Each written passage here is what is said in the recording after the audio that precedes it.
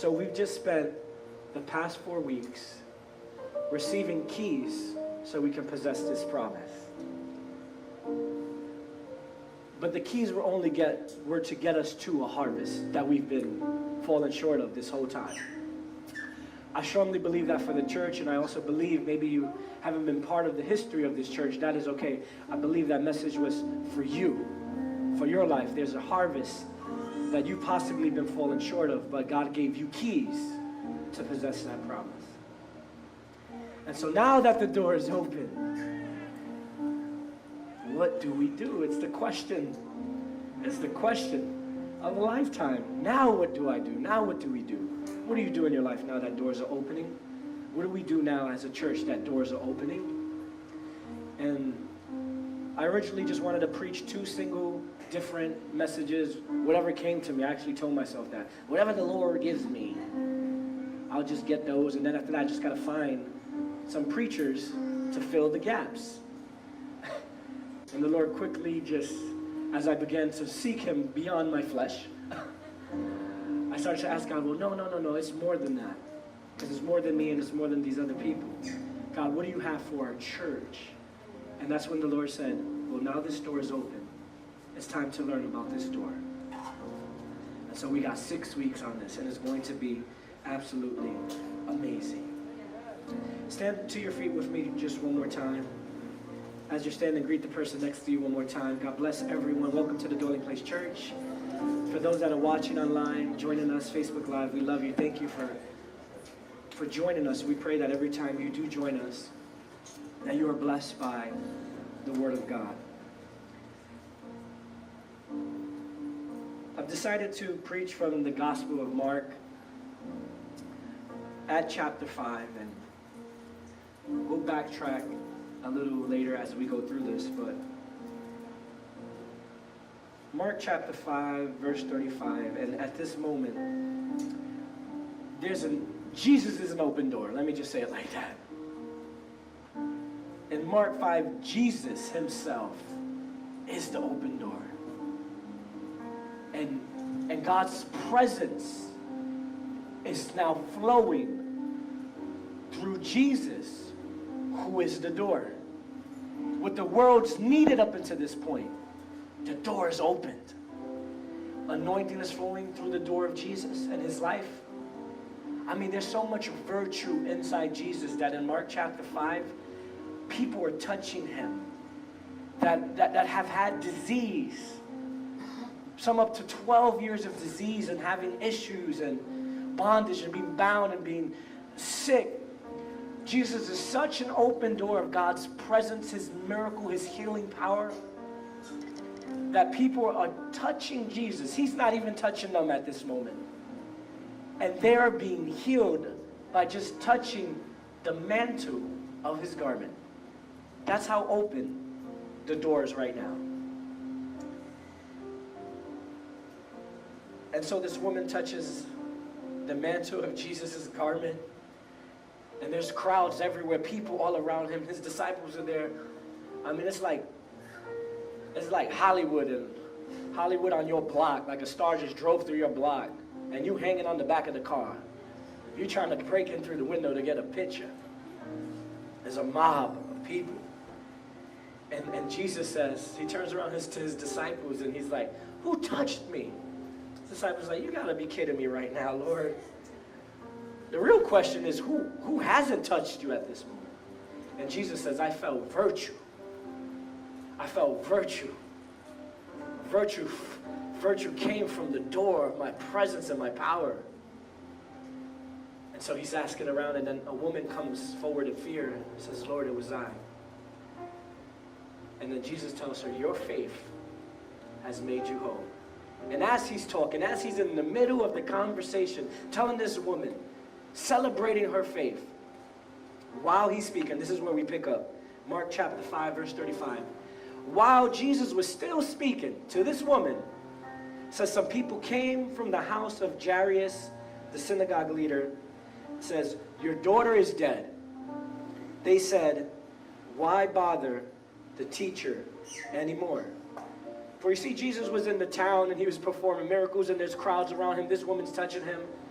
And Jairus went up to Jesus and said, my daughter's ill. You need to come to my house. She's dying.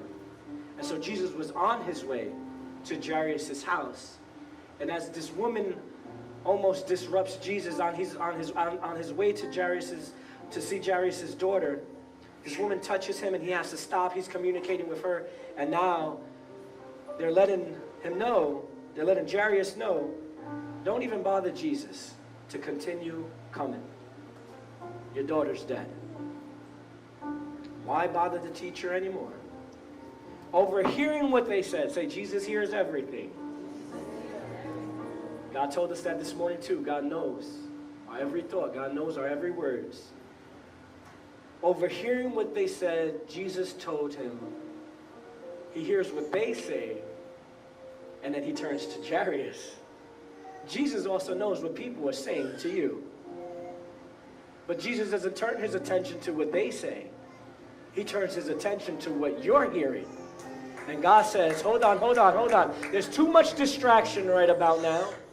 There's too much commotion. You're hearing too many things.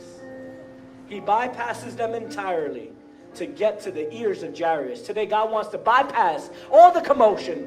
God wants to bypass everything that the enemy is saying. God wants to bypass the situation that you're in right now. And God wants to get to your ears today. And this is what he wants to tell you. Jesus told Jairus, he said, don't be afraid, just believe. Can I preach that to you this morning? What are you hearing? What words are in your mind right now? What's the report that you're listening to? Jesus will bypass it all to tell you, don't be afraid, my son and daughter, just believe. He did not let anyone follow him except crazy Peter, James, and John, the brother of James. Peter, James, and John, he says, okay, come. This crowd needs to stay behind. It's too loud. When they came to the home of the synagogue leader, Jesus saw the what? The commotion. Have you ever lived in commotion? Has a situation, the only word to describe it is commotion?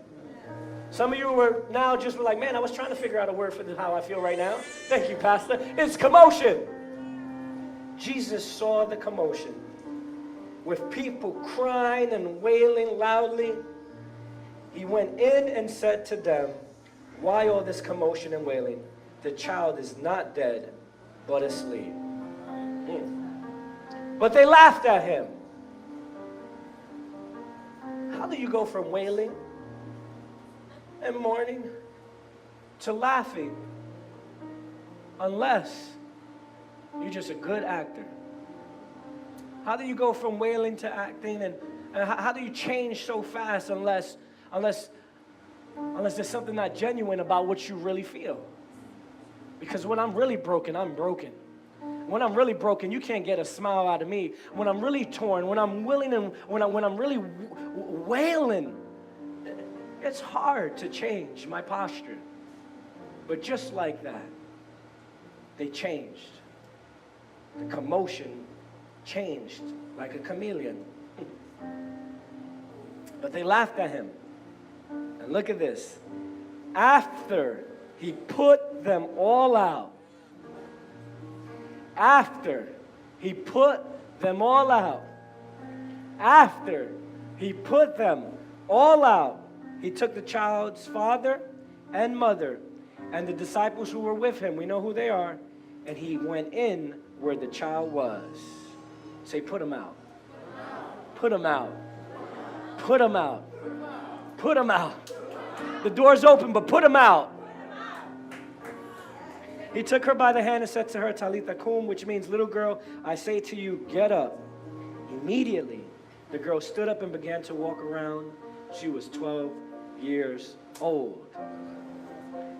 At this, they were completely astonished.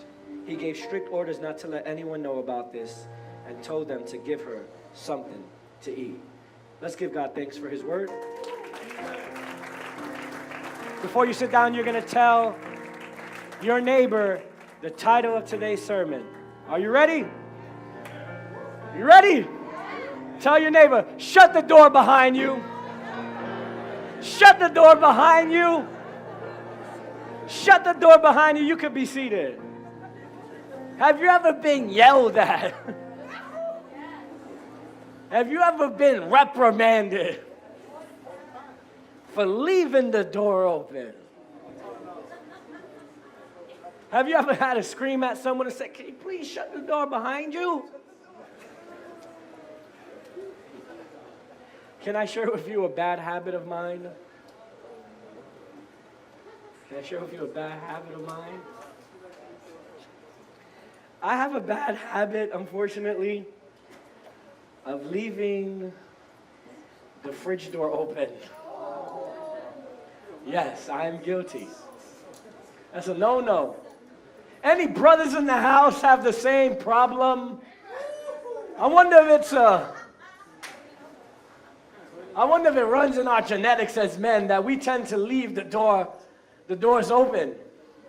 It's funny because I have no problem to get the door open. I have no problem. That door stands no chance against me when my stomach begins to growl. When my stomach is leading the way. When I'm a bit curious as to what I can whip up in that kitchen. There's nothing that's going to stop me. Nothing going to stop me, I repeat. No diet is going to stop me. Sometimes it doesn't matter if I just ate something. If I'm still curious, I might run to that fridge door, open up and see what else we got. Have you ever eaten? Have you ever opened up the door, fed your belly, went back to see what else? I've eaten seconds and thirds. And it's shameful to admit that I've opened that door 8 seconds and thirds and still looked for something different. I have the kind of appetite where sometimes I don't eat a lot at the same time. Like Machuca, you serve him a full plate, overflowing with God's abundant blessing. And I tell my wife, I don't have to eat in that big plate at that moment. I am the person of refills. So I'll have a normal size. I'll have sometimes a woman's size plate. You can't tell the difference between my plate and my wife's plate, but I'll go back and refill it. Maybe that's just me trying to disguise how much I do eat. But like, I could eat dinner and then still eat a pizza because it's different. And then, crazy or not, I'll be thinking about a Big Mac after because it's different. I don't want to gross you out. But I do have this bad habit of leaving the fridge door open. And my wife is constantly reprimanding this 33-year-old man. 34, look at that. I'm in denial. And even though I'm 34 and she's reprimanding me, I don't like it. And she's right. I don't say nothing. That's part of it. I don't say nothing when she reprimands me. I walk away sometimes. And this 34-year-old man feels 4 when she's reprimanding me. Have you ever been reprimanded for leaving the door open? But here's the thing.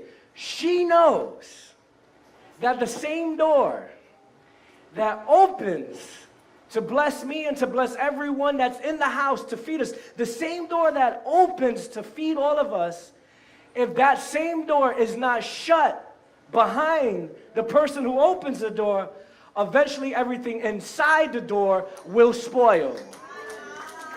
So you gotta open it to be blessed by it, but you gotta close it not to spoil all the blessing that is behind the door. I thought about that one a lot. But the reason why I thought about that one so much, because I was ready to preach on open doors. And I am. And there's 6 weeks for all of us to preach about open doors, and how to deal with the open door, and how to receive the blessing. And as I was preparing, the Lord told me, hold on before you rush into the open door, because we need to talk a little bit about the shutting of doors. And why doors are shut in the first place. Because we live in a culture, we live in a society where we want all doors open all the time. I thank God and I bless the Lord. I probably thank God for Walmart more than I thank God for some of you. And I know that's shameful too to admit. But I thank God for Walmart because they're open 24/7. I started liking Walmart more when I figured that out. At first, when I moved there, I just loved it because it was big and we don't have one. But when I found out that it was 24/7, it became the store of all stores. It was more glorious than any other one. One, I can afford the prices there. But it was open. It was open all the time. How many people like open doors? I like open doors. And as Christians, we like open doors. We love open doors. I mean, one of my favorite passages in the scriptures to read are those about opening doors. I want to know that God's opening something for me. I want to know that all I got to do is walk up to the door and it's going to open on my behalf. We like open doors. We don't like to go to places and then they're closed. It's the worst feeling to be so excited about something. You ever were so excited to go eat somewhere? Maybe you even told a friend to come join you and you hyping up how good the food is, and when you get there, it's closed. No one enjoys closed doors. Doors to us are only good when they're open.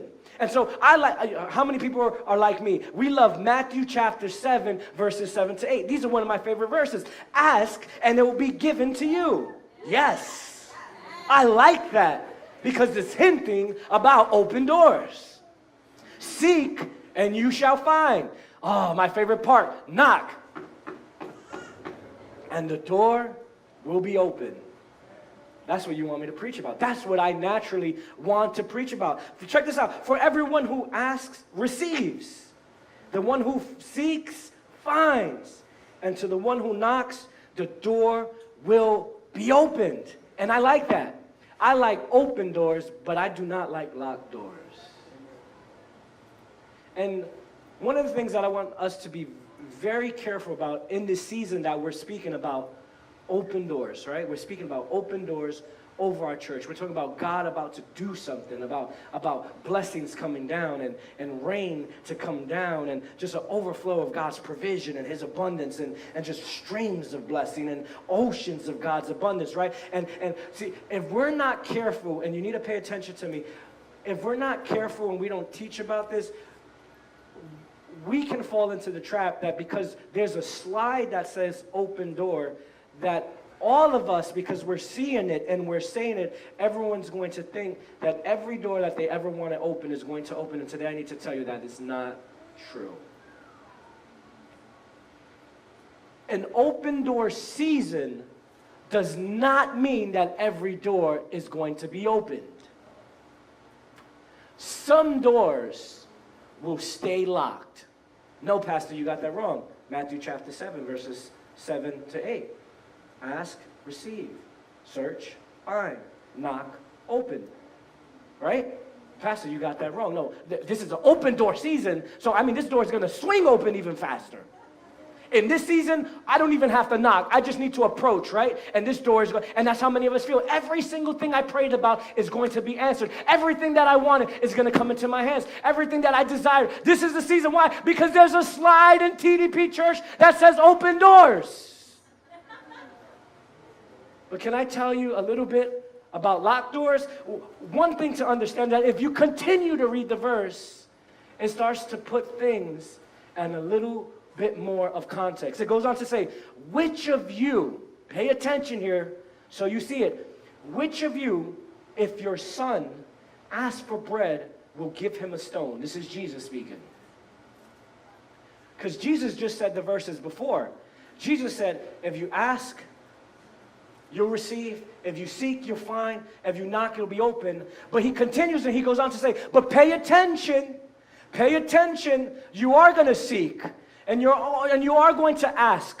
And you're going to knock on the door. But he says, I want you to listen to me. And listen to me. Fine tune your ear right now about this. Which of you, if your son knocks and asks for bread, will give him a stone? No, you're not going to give him a stone. Or if he asks for a fish, will you give him a snake? No. But Jesus is also saying, if your son asks for a snake, are you going to give him a snake? If your son is asking for a stone, are you going to give him a stone?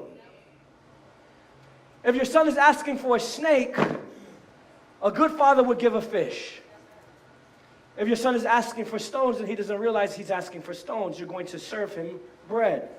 He says, if you then, Though you are evil, deep down, he's talking about just the heart of man. If you deep down, we're flawed in our humanity. We like to think we're good, but our human nature is flawed. He says, if you then, though you are evil, know how to give, here's a key word, good gifts to your children, how much more will your Father in heaven give good gifts to those who ask him? Here is the difference. In a season when doors are opening, God is only going to open a door that has fish and bread behind it. He's never going to unlock a door that has snakes and stones. Here's the first thing I want you to understand. You have to learn. I have to learn. It took me a while to learn. I'm still learning it. I'm still trying to figure it out. But you have to learn to live with the lock. Live with the lock. I know you want all doors open, and you want Matthew 7, verses 7 to 8 prophesied over you, and you want it to move right now, and you want to drop kick the door wide open. You calling Ryan to help you open this door. But let me tell you this, some doors will remain locked because God knows that what you're asking for, behind it is a snake. Behind it is a stone. What does that mean? Some of the things that we're asking for, though they appear good to us, the minute you bite into them, your teeth are going to snap. Because what you thought was going to provide and bring provision to you is only going to break you. Some of the things that you want to comfort you, some of the relationships that we want to wrap us up in love and security, God knows that thing is like a boa constrictor if it really gets a hold on you. And it might soothe you for a little bit, but eventually it's going to suck the life out of you and sink its teeth right inside of you. Let me tell you this, some doors will never open because our Father loves us that much. Well, wait a minute. God, if you love me, you would give it to me. Let me tell you this, God's not giving it to you because he loves you. I remember I prayed and prayed and prayed and prayed for something to happen, and it never happened. And I started thinking I had an issue with my faith. God, I'm going to have to ask my wife to help me pray about this. Get some of her faith. I'm going to have to ask my mom to lift this up in prayer. How many of us do that? You prayed about it, nothing happened, so what you do? You feel, man, this door is locked shut.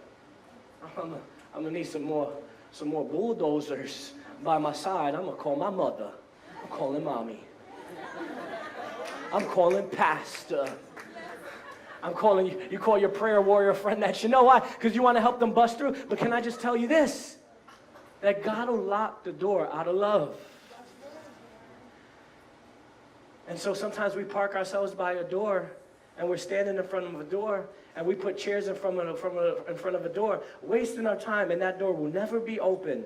You're going to have to learn to live with the lock. Look what David says. This is so amazing. This is so amazing. In Psalm chapter 66, David says in verse 18 to 20, he says, if I had cherished sin in my heart, he says, if I asked the Lord for stones, if I asked the Lord for snakes, if I had cherished sin in my heart, the Lord would not have listened. Some of us need to thank God that he didn't listen to us.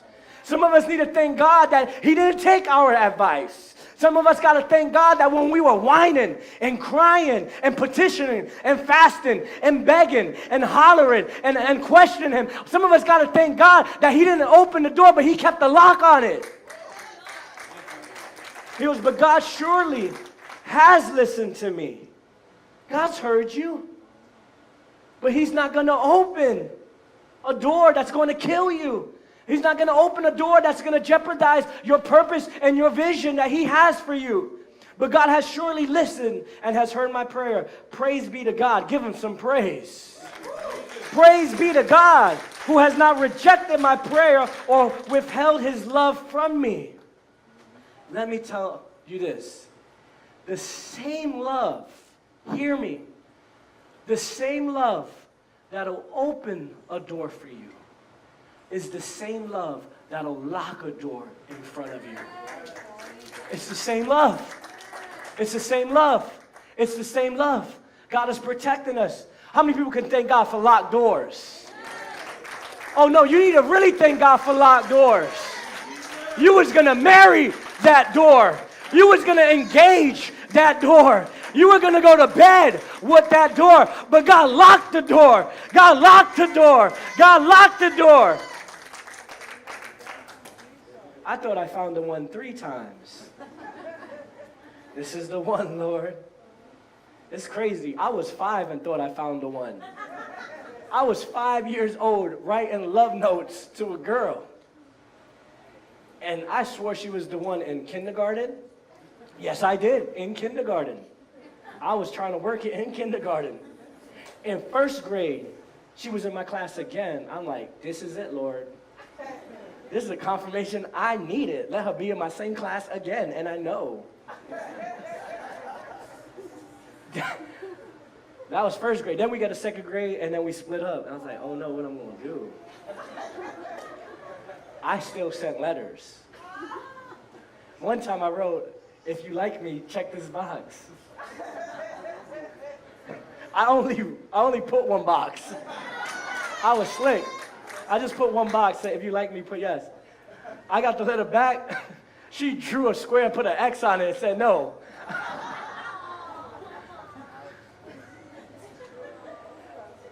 We got all the way to 6th grade and I was still thinking, I was still wishing she was the one. And things didn't happen that way, and then we got older, and I remember getting older. She lived also within the community and seeing her, and eventually I had to let her go. And eventually she got a boyfriend who was someone who was my friend. I'm like,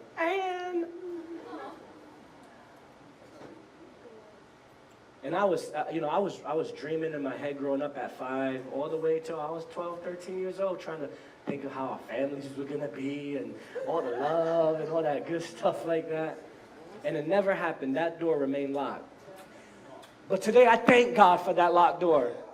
I don't know what it was going to be like, but I do know what I have right now. I know the door that God's given me right now. I know the amazing woman that I have right now. This woman's a woman of God. She's a woman of faith, a woman who loves me, a woman who deals with me. I thank God that He locked the door out on that little girl. Because God will lock doors around you to gear you and to guide you and to get you in line with the door that He does have for you. I thank God. Some of us got to thank God for not getting a promotion. Some of us got to thank God that they didn't pick you and they picked someone else. Some of us got to thank God that they hired someone else and didn't hire you. Some of us got to thank God that they fired you and took someone else on, because by closing that door, He opened another door for you. I want to celebrate locked doors, locked doors, locked doors, locked doors. You wouldn't be here if God didn't lock some of those doors. So tell the person next to you one more time. Live with the lock. But I want you to understand this. A locked door should never be confused or misinterpreted by a delayed door. See, a locked door. Don't confuse the locked door with the delayed door. There are doors that are locked. There's a deadbolt on it from heaven. And it doesn't matter who you call in. It doesn't matter what bulldozer, it doesn't matter what truck you try to run through that door is never going to be open. And some of us are standing, and some of us are sitting, and some of us become scornful standing in front of a door that's locked. The door that's locked, eventually you got to figure that out, and you got to walk away. Say, walk away from the locked door. Walk away from the locked door. You're wasting time at a locked door. You're sitting at a locked door. You're becoming bitter and scornful at a locked door. You're going to have to walk away from a locked door. But be careful that you don't walk away from a delayed door. Because it's not happening when you want it to happen. Because it's not unfolding as you thought it was going to unfold. Because God hasn't moved yet, and you haven't seen it turn out to be all that you envisioned it to be. The door is locked. But let me tell you this, some doors are just delayed. Sometimes God knows that, yes, this is the right door for you. This is the right door for you, but you're not the right person at this moment in your life for the door. And I got to bring you to a certain place because it's the right door, but it's not the right you. And you don't got to change doors. God just has to change you. And when he changes you, the door that was locked will be open. It's just a delayed door. It's just a delayed door. So the next thing you got to do is you got to learn how to discern the delay. You got to live with the lock, but you got to discern the delay. You got to discern that. I can't discern that for you. You'll be amazed at how many people want to talk to us because we're pastors. Say, well, Pastor, it all started back in 1993 when I met him, and then after that we moved to Nebraska. Then we came back over here, and then then I had that job over there, and then I got a promotion. But then I felt to go to that church, and I went to 10 churches, and now I'm here. Is this God's will? How in the world do I know? Sister, brother, I can only pray. I can only pray on your behalf. But my greatest prayer when people come to me like that, I say, God, in my mind, I'm not telling that, in the name of Jesus, the Lord is with you. That's what I say. Because he has to be with you to bring you this far. I don't know how else you got here. For some of you, I don't even know why you're here, in all honesty. I don't know those details. I'm not saying that you don't belong here. But my prayer has become, God, help them to discern this situation. And it's your job. I can't go to you and expect you to discern the delays in my life. I can't expect you to discern the locks in my life.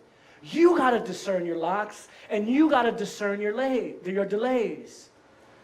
And some of you right now are about to walk away from a door that is just delayed. Some people in this room right now are standing in front of the locked doors that God says it's time to move on. And some of you are already about to walk away, and God's saying you need to stand still. But it's your job to discern, is it locked or is it just delayed?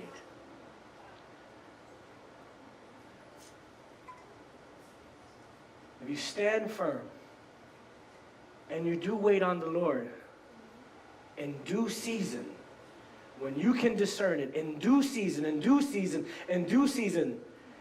God is going to open up. God's going to open the door. God's going to open up the door. Check this out. I want to read this verse. Look in Psalm. This is what David said. He said, blessed is the man who walks not in the counsel of the ungodly, nor stands in the paths of sinners, nor sits in the seat of the scornful. Verse 2 goes on to say, but his delight is where? In the law of the Lord, and in his law he meditates what? Day and night. Sometimes you gotta meditate. Sometimes you gotta meditate at the door. Because some of us are walking away from the door because it's been delayed, and now you've walked out of God's will, and now you're walking in the counsel of the ungodly. Now some of you have walked away because it's been delayed, and now you're in the path of sinners. Some of you have walked away from the door, and now you're sitting in the seat of the scornful. But God is telling you, you got to meditate on the Lord day and night to discern if it's the door. Because if it's the door and you hold on, if it's the door and you don't give up, if it's the door and you stand another day, if it's the door and you don't give up faith, if it's the door and you don't stop believing, it says this, it says, he shall be like a tree planted by the rivers of water that brings forth fruit in its season, whose leaf also shall not wither, and whatever he does shall prosper. You got to discern the delay. Let me tell you this. If we weren't discerning the delay, we would have walked away from this church a long time ago.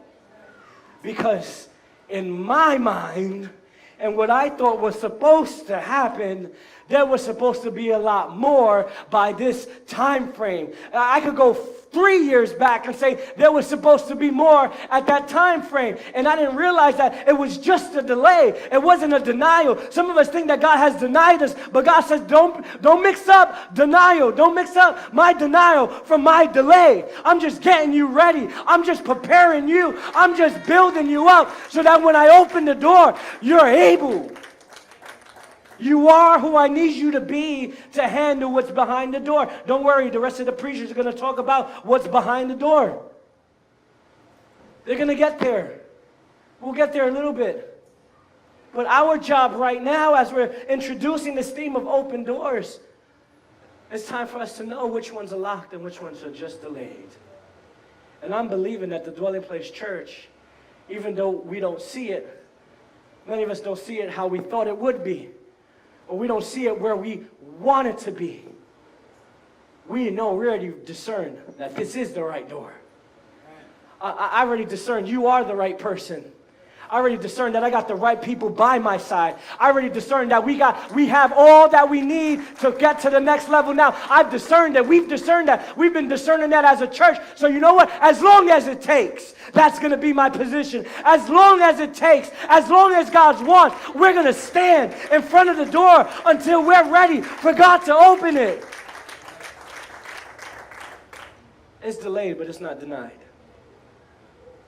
God hasn't denied you. God hasn't rejected you. He's just delaying it until we're ready.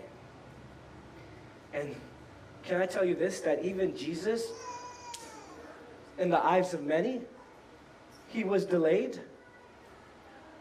Jesus' sole purpose, if we don't know by now, was to save humanity, the soul of humanity. His whole purpose. Jesus didn't get here and say, oh, what can I do? Oh, there's a lost world. The whole purpose of God sending his son into the world was so that sinners might be saved through the sacrifice and the shed blood of his son, which is for the remission and the removal and the forgiveness of our sins. The whole purpose of Jesus being born was to die, rise, and save us. So you would think that when God got this plan ready to save humanity, God would send his son into the world and he'd start doing his thing. But even Jesus seemed delayed. First pit stop was a virgin's womb. Wait, you got to be kidding me. God, humanity is lost. Humanity is far from the heart of God. Day by day, people are dying, and their souls are condemned to eternal condemnation. And so, God, you got to do something to save this world. So God, send your son into the world and save us. But God says, wait a minute, we're going to put him as a seed in the womb of a virgin, and he's got to go 9 months in that belly. What? Yes, Jesus had to go into the womb for 9 months. And though the seed was there, it wasn't seen. And then all of a sudden, now it's time for the woman, and Mary has to give birth. And she gives birth. He's just a little baby. He's a little baby like all of us. He's just like you. He's just like me. He cries. He doesn't go to bed when you want him to go to bed. You have to feed him, bathe him. You got to love the little thing. And the rescue mission, the Son of God, is a baby. Doesn't know how to talk. Wait a minute. The bread of life doesn't know how to say his first word yet? Talk about a delayed mission here. I would have thought if God was going to save us, God would have showed up in all his power. He would have showed up in all his glory, and angels would have came down, and they would have started whipping butt on the earthly powers and started whipping butt on the devil. And I thought God would have came down with a shank in his hand and start shanking out demons and start shanking out disease. But no, he's a little baby. And he needs his bottle now. And he's cranky. And Joseph's got to hold him. And Joseph and Mary go to the synagogue. And Joseph's got to take time out of worship to go cuddle the little baby. Talk about a delay. And then he's got to learn his first word. Oh, come on, Jesus, you got to hurry up now. Oh, he's got to go to school like the rest of the boys? Yeah, and he's got to go to school too like all the little Jewish boys. He's got to learn a craft and a trade. Yes, little Jesus got to learn stuff too. Little Jesus got to go to church too. Talk about a delay. Do you know that there's not a single miracle? There's not a single relief. No one was touching Jesus' pamper and being healed by the hem of his by the heel of his Huggies. No virtue flowed through the Huggie. Through the hem of the Huggie, there was no power. Not a single miracle. At most, we have one passage that tells us he went to the temple and stood there, and they were all pretty impressed. And then his mother and dad picked up little bad Jesus, and brought him back home. not a single miracle, not a single healing, not a single manifestation of some glorious power from above to save humanity until he was 30 years old. It was a delayed door, not a locked door. And then we get in Mark chapter 1, verse 9, at that time Jesus came from Nazareth in Galilee and was baptized by John in the Jordan. And even Jesus had to get baptized. Jesus, I think you're old enough right now to begin the rescue mission to save the world, but Jesus had to delay a little bit, see John the Baptist as John was preparing and making the way for everything and establishing repentance through sin and water baptism. Even Jesus made a pit stop and he delayed in the Jordan a little bit and John baptized him. But check this out. He was baptized by John in the Jordan.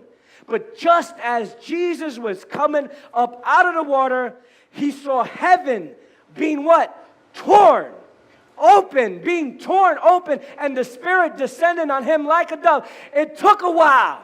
It took 30 years. It was delayed. It was delayed in the making. But I thank God because eventually the door that seemed locked was just revealed as a door that was delayed. And God opened the door. He tore open heaven. And a voice came from heaven. And it said, "You are my son, whom I love.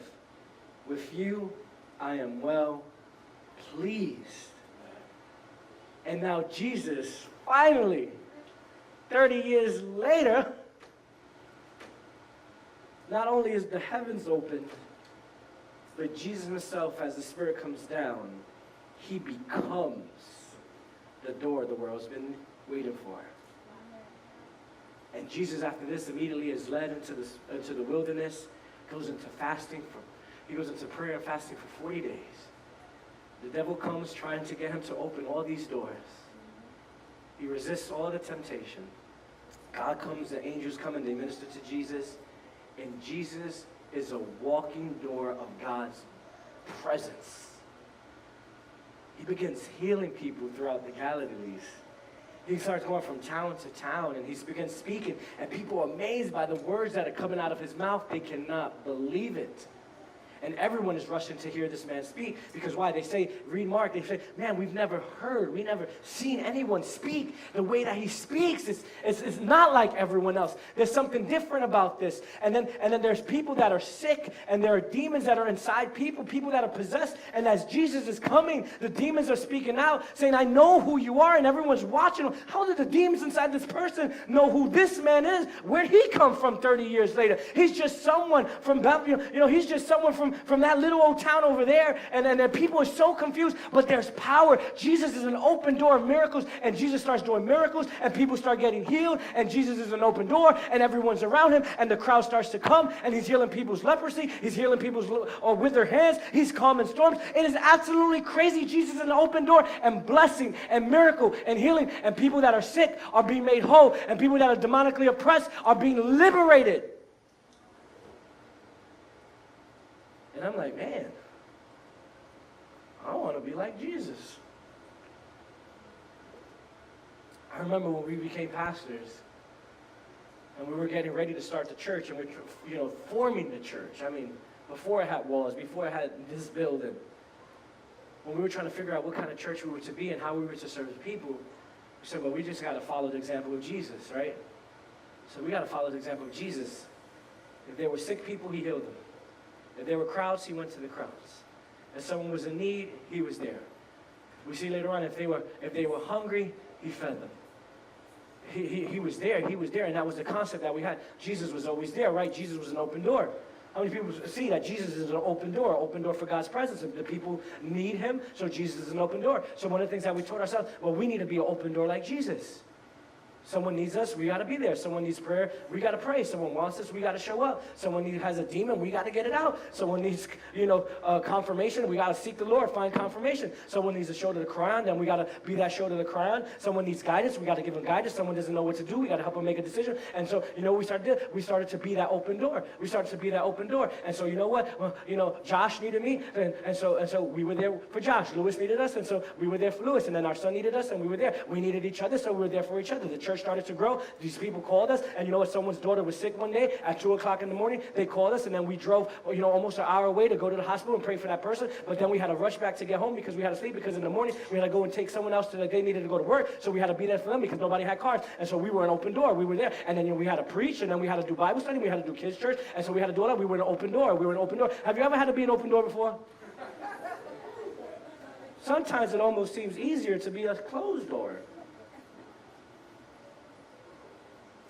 And eventually, we were an open door, and as an open door, people, you got to deposit into people's life because they come to you, and they're looking for fish, and they're looking for bread, and you need to nourish them. And so, we start handing out fish, we start handing out bread, we start handing out love, we start handing out our patience, we start handing out our time. And now I don't have time with my wife because someone else needs time with us, and she needs to sacrifice me because someone else needs her, and I need to sacrifice her, and I need to sacrifice my time with my sister because now we got to sacrifice time as brothers and sisters because we got to be pastors because why? We're open doors, we're open doors, we're open doors.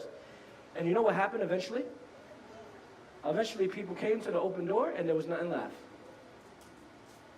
And I remember saying, oh my God, well, how did Jesus do it? Jesus was just an open door. Jesus was just an open door all the time. Because that was my perception.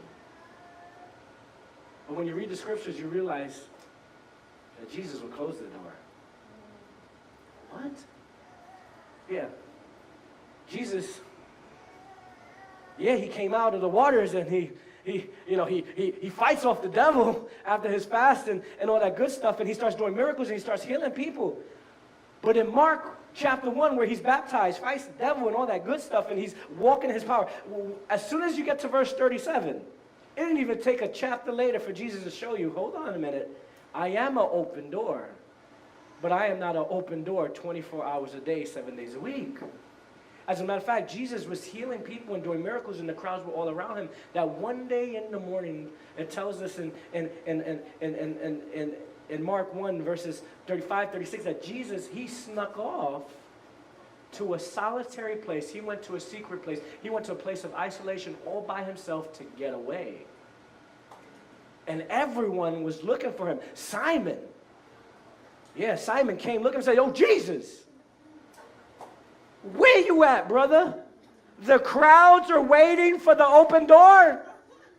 There are still more miracles to be performed. Jesus, there are more people that need to be prayed for. There are more people that need to be counseled, Jesus. There are more people that need you. There are more people that need your guidance. There are more people that need your words, Jesus. Come on, Jesus, what are you doing? Verse 37 says this, and when they found him, they exclaimed, everyone is looking for you. I know what it is to feel not like Jesus, but to feel like, man, all the people that I do know, they all want me right now. And Jesus replied. Jesus said, yeah, I am an open door. I am an open door that blessings flow through me. I am an open door that the miraculous happens. I am an open door that demons tremble. I am an open door that sickness is healed. But Jesus replied, let us go somewhere else. To nearby villages, so I can preach there also. That is why I have come. Jesus was saying, if I leave this door open in this town, and everyone eats from all the fish and bread that I have here, then I'll have nothing to give to that town when I get there. And Jesus was saying, yes, this door is open, but eventually, we got to shut the door behind us, boys. Jesus was trying to say this, and I've said this before. When you give everything to everyone, when you give everything to everyone, every time a door knocks, you open it. Every time someone says they need from you, and you give, if you give everything to everyone, eventually you're going to come to the point in time when you have nothing to give anyone. And Jesus was trying to tell, you're going to have to save. And you're going to have to sometimes go to a solitary place to be replenished and to see God. Jesus would go to solitary places and to pray alone with his Father, to be filled by his Father again. Why? Because he just prayed. He just prayed for the sick. He prayed for the multitudes, and virtue came out of him, and he would need to isolate himself. He would have to shut the door behind him and shut the door on the town so that he could be filled again by God. Anyone that has ever prayed for someone knows what that feeling is like when you're pouring, when you're giving, when you're pouring, when you're giving, and you have nothing left to give. You need moments to shut the door. This doesn't mean that the door is going to be shut forever, but there are times when the door needs to be closed so that you can receive from God everything that you just gave out. Sometimes when I preach, I'm exhausted. And I'm not trying to make this about me, but this is how I can relate to it. Sometimes I'm pouring my heart out, screaming my heart out till I sound like a chihuahua, and I have nothing else, and then for the next 2 days, I'm sounding like, I'm not sounding too manly because I gave out my voice on Sunday. And then after service, someone wants to talk to me about a deep revelation that they had. I don't have enough to hear your deep revelation right now, because all the revelation that I had, I try to give out. And I need a peace of mind. Before your revelation comes into my hand for me to discern it, God just needs to recover mine. Recover my spirit. And so this is what Jesus did. And so he got the boys. He said, we're going to another town. We're shutting the door behind us here. And they went on. And after Jesus' quiet time, after he had time to rest, he opened the door back up again. And he continued to do miracles. And guess what? The crowds only grew. And so let me tell you this. At the end of our first year of ministry, we burned ourselves out. All it took was a year. If you were with us a year ago, you saw the disaster that happened to us. We had this open door policy. And I know how many people feel, well, how available, how open should the door of the pastor be? Everyone says, well, 24/7. I'm sorry. I learned that my name is not Pastor Walmart. I was Pastor Walmart. My wife was Pastor Walmart for a while. Pastor Michael Shirai were Pastors Walmart and Mr. and Mrs. Pastor Walmart. But when you keep the doors open 24/7 and you don't take time to close the door to restock, business will teach you. A warehouse will teach you. You open, you close, you restock, you open again. Some of you right now, your issue is that you have too many open doors. Everyone, you're always accessible to everyone. Anyone can call you at any time. Anyone can disrupt you. It doesn't matter what you're doing. You could be working with the kids, but someone calls you. You drop your kids and you run with them. You could have a date planned with your husband, and now your sister needs you, or someone saying, I really, really, really need you right now, even though they really, really needed you last week, and they really, really needed you the week before. And check this out. If you tell them no today, they're going to be okay. Go out with your husband. They'll really, really need you in a week from now, and you'll get to them then. And eventually, me and my wife would stop picking up our phone. And let me tell you, it's hard because you feel like you're meant to save the day and you feel like you're meant to be the open door. But let me tell you this. When you open the door to someone, you give them something that they didn't have before. So guess what happens? The next time when they go through their problem, before they go and open the door and grab something else out of your life, you know what they need to do? They need to use the thing that you put in their hands to hold them off, to grow them, to get to the next level before they start taking. I wonder if we could see into the spirit, if we would see hoarders. Spiritual hoarders would spoil bags of fish and bread. They got bags and they got luggage. They got luggage from the pastor. They got bags of spoiled, rotten food from their parents. They got spoiled, rotten bags of grocery from their friends, from everything that everyone gave to them, but none of it that they used to feed themselves and make themselves better and dependable on themselves. And eventually I had to learn that when I deposit in someone, I cannot kill myself for someone else's irresponsibility to take care of their own self. And eventually we didn't pick up every phone call. And eventually we didn't drive off to every hospital run. And Because we learned that sometimes you got to shut the door. And this is not to leave people without anything in their time of need. No, Jesus did something amazing in Mark chapter 3. Read Mark chapter 3. You know what Jesus does? You know what Jesus does? He's healing, right? He's doing miracles. And it's like the entourage. And Peter and James and John are like, come on, Jesus, they need you over here. Come on, Jesus, they need you over here. Yeah, I rode with Jesus. And they're pushing Jesus around. And Jesus says, you know what? Enough of this. I'm going to show you what this feels like. Read it in Mark chapter 3. He says, this power, this virtue, oh, it's cool. You think you're cool just because you're rolling with me? Well, check this out. You're not going to drag me from town to town any longer whenever you feel like it. I need a rest too. So check this out. Some of my power, some of my authority, I'm going to put it in your hands, and you go out, and you heal the sick, and you cleanse out people who are filled with spiritual disease and infirmity. Do you see what Jesus is doing? He's saying, I got to shut down my door. And this is not to shut out the world, but I got something, and now I'm going to give you something. So check this out. We had to learn to shut our door and learn that there are other people that God was raising up, and we're going to give power, and we're going to give authority, and we're going to ordain other people, and we're going to build up other leaders, and we're going to build up other teachers. Why? So that we get to rest. That's why I don't teach every Bible study. But I would really like if you would teach Bible study, and I don't go to Bible study because you're not teaching. I don't care. Then starve in your house while there's bread here. Bread is coming from Pastor Michael. Robert is throwing out fish. Josh got some bread too. Jesse this week gave fish and bread. Brother Lance was giving fish and bread out too. I'm not going to church because you found out who's preaching. You don't want to worship because that's not the song that you like. And right away you know that you don't like that melody, and so you drown it out, and now you miss the rain. You lock the door on the door that God has opened to you, but you close it out because you don't like how it's wrapped.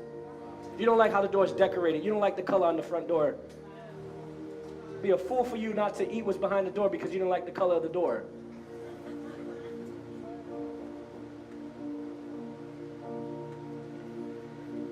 So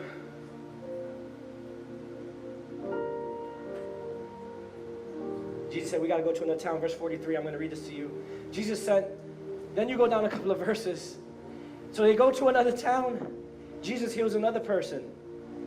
And look what Jesus tells the person. He sent him away at once with a strong warning. So they moved to the other town. He shuts it down in that first town. They move to another town, and he performs a miracle. He said, this is what I came to do. I can't give it all out here because then I have nothing to give over here. So he gives out some power, some virtue there. He heals another person, and he sends him away with a strong warning. He says, see that you don't tell this to anyone. But go show yourself to the priest and offer the sacrifices that Moses commanded for your cleansing as a testimony to them. So he tells the man, I've healed you, but don't say anything right now. Because if you say something right now, you already know what's going to happen to me. I'm going to be overwhelmed, and I just need some time. It says, instead, he went out and began to talk freely, spreading the news. As a result, Jesus could no longer enter a town openly, but stayed outside in what? Lonely places.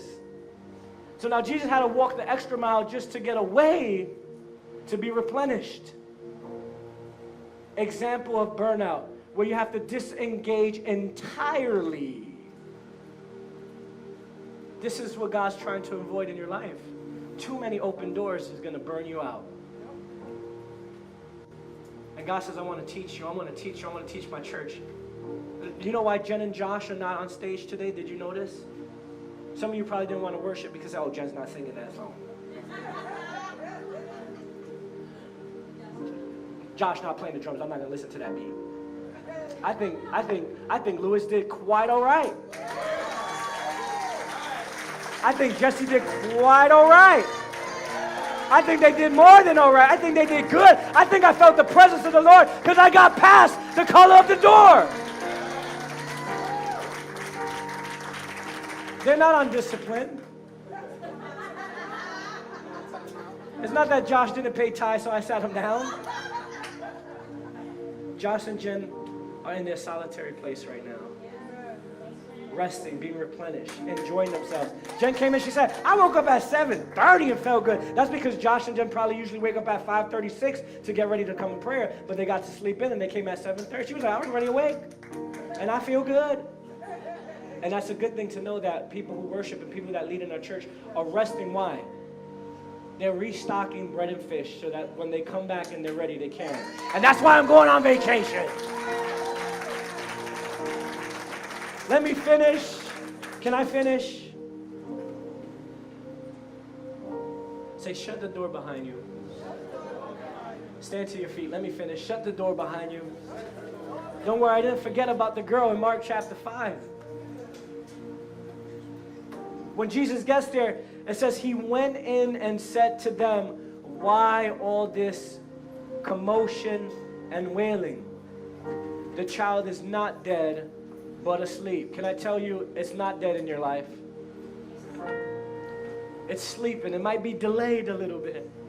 It's not what you want it to be right now, but can I just tell you, it's sleeping? Can I just tell you, the door is not dead, it's just delayed? That's what Jesus was trying to say. Yeah, her heartbeat is delayed.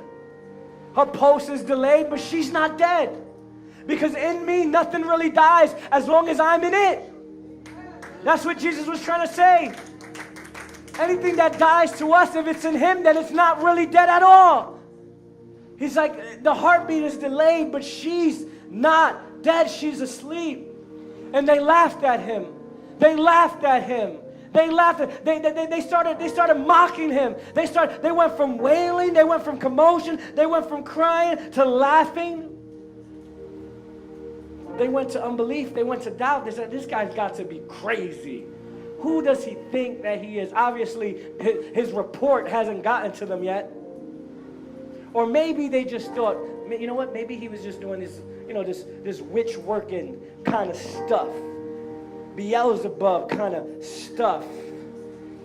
And a lot of them read it. That's what a lot of them thought he was. They thought that he had powers from demons and from stuff like that. And so when the girl dies, they're like, there's no, this witch worker might have tricks to heal people and do stuff like that, but there's no way a witch worker is going to bring this girl back from the dead. And so they laughed. But they didn't know that he was the real deal. Can I tell you, God's the real deal? It doesn't matter how dead your daughter is. Can I tell you, it doesn't matter how dead your son is. Can I tell you, it doesn't matter how dead the business is. Can I tell you, it doesn't matter how dead the ministry looks. Can I tell you, it doesn't matter how dead the purpose is or the potential. It doesn't matter how dead the church is. It's easy to believe that it's alive when it's thriving. But even when you don't see anything on the surface, you see no fruit, can you believe that it's not dead? And so look what happens. He tells them this. They laughed. And the main verse, after he put them all out, he took the child's father and the mother and disciples who were with him, and they went in where the child was. Look what Jesus does.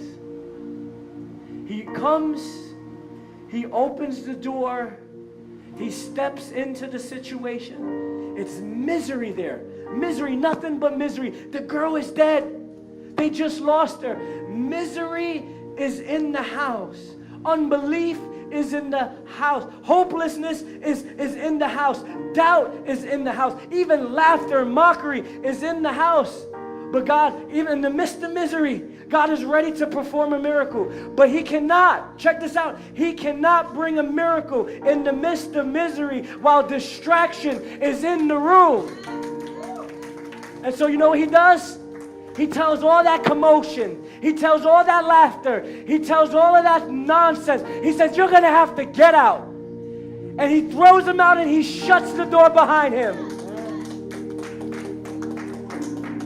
So I told you, you got to learn to live with the lock, right? You have to discern the delay. The last thing you need to know is you got to know how to dismiss all distraction. All distraction. Church, we're going into a season where the door is about to be opened. Some of us are already on the other side of the door. We're in it. And the only thing that the enemy, the only chance that the enemy has with an open door is to distract you while you're in it. Church, the door is opened and we're inside. I'll hint at some of the stuff that's behind the door. We pray for open doors, but we don't realize that behind those doors are dead little girls.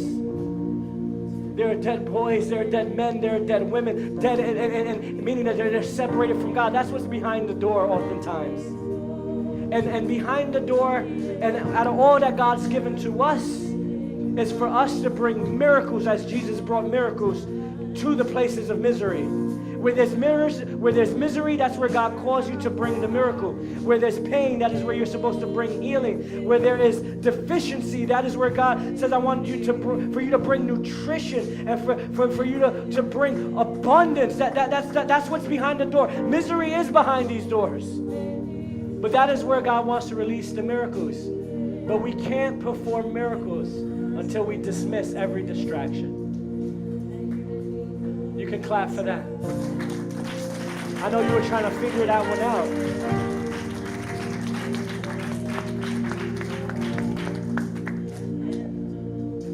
You don't realize this, but distraction can be the greatest devil that you ever fight. Distraction could be the biggest devil you ever fight. I'm easily distracted. I don't only have a bad habit of leaving the fridge door open, I have a bad habit of walking out mid-conversation with people. And you only had to be one of those people that I walked out on to know what I'm talking about. I am easily distracted. You could be talking to me mid-sentence. If someone calls my attention and my attention is captured more by what you're telling me, so let me tell anyone, if you're going to talk to me, capture my attention. Because my attention span is so bad that if something else calls my attention, I will walk out mid-conversation. Or if I'm standing there, half the time, I'm not hearing anything you're saying. I'm thinking about something else. And it's bad, so God's got to deliver me. Pray, say, God, deliver my pastor. God, deliver my pastor. Are you missing out on what God has for you right now? Because distraction is your greatest devil. You don't have enough attention for what God wants to do, and you're giving priority to distraction. Church, let today be the day where we dismiss all distraction. Let today be the day where when we walk into the door, what would it be if God gave me the door, an open door of a conversation with someone, but I missed it because I was distracted? What if God gives you the house that you wanted, but you're too distracted by not having the paint colors that you want on the wall that you can't thank God at night for the house that He gave you? That one was for me. What if your greatest prayer, your greatest opening of a door was to get someone, to have someone to love, and now that you got them, but you're too distracted by everything else that's around you that you can't appreciate what God's given you, missing the miracle because we're too easily distracted. But today I declare, and I need people to declare with me, let's lift up our hands and let us pray. Today we're going to shut the door behind us. Today we're going to shut the door behind us. God, here we are, Lord God. God, you have good things for us. Father, you have blessing for us. You have given us opportunity to meet people, and people in misery, people that are dead. Father, you want to bring a miracle through us. Father, you have given us ideas. You have given us businesses that are miracles for our community. Help us not to be distracted. God, you've given us a church. You've given us a church, Lord God, full of power, full of authority, full of anointing. God, help us not to be distracted. God, help us not to be distracted. Help us not to be distracted. That we miss the miracle. So, Father, in this season, as you open doors, help us to shut the doors behind us, Lord God. As you open doors, give us strength to shut the doors behind us, Lord God. Lock us into your will. Lock us into your presence. We trust you, Lord God. We believe you in this season, Lord God. Let rain fall down, Lord God. Give peace, Lord God. Give confidence, Lord God. Yes, Lord, we worship you. Give him praise. Give him praise.